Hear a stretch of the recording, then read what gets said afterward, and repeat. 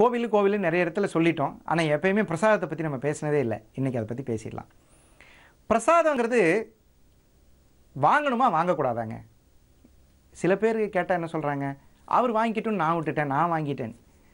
கோவிலுக்கு போனால் பிரசாதம் வாங்காமல் வராதிங்க. இதுக்கு சார் இவ்வளோ ஸ்ட்ரிக்டாக சொல்கிறீங்க? காரணம் இருக்குங்க. ஒவ்வொரு கோவிலும் கொடுக்கப்படக்கூடிய பிரசாதங்கள் மகிமை வாய்ந்தவை. தெய்வீக சக்தி இருக்குது அப்படிங்கிறது ஒரு பக்கம். உங்களுடைய உடம்பில் இருக்கக்கூடிய சக்தியை, எனர்ஜியை கிரியேட் பண்ணுறதுங்க. எப்படின்னு கேட்டிங்கன்னா, அந்த கோவிலில் கொடுக்கக்கூடிய பிரசாதங்களின் அந்த பாத்திரங்களெல்லாம் பார்த்தீங்கன்னா உருளின்னு சொல்லுவாங்க. பெரிய பாத்திரமாக இருக்கும். அதெல்லாம் பார்த்தீங்கன்னா அகப்பை, பெரிய அகப்பை வச்சு கிண்டி எடுப்பாங்க.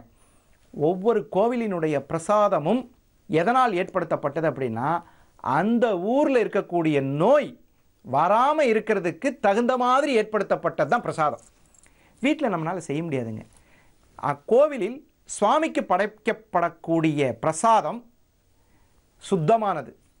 நெல் குத்தப்பட்டு, அதாவது அவிக்கப்படாத நெல், அந்த உமி நீக்கப்பட்ட நெல், அந்த மாதிரி ஒரு பக்குவப்படுத்தப்பட்ட நெல்லிலிருந்து பிரசாதம் செய்யப்பட்டு அந்த அகப்பையில் சேர்க்கப்பட்டு இறைவனிடம் அது சில மந்திர உபாசனைகளால் அது செய்யப்பட்டு கோவிலில் அன்னதானம் கிடக்கிறது அப்படின்னா சாப்பிடாமல் வராதிங்க. ஒரே ஒரு விஷயம், வரிசையில் போகலாம்.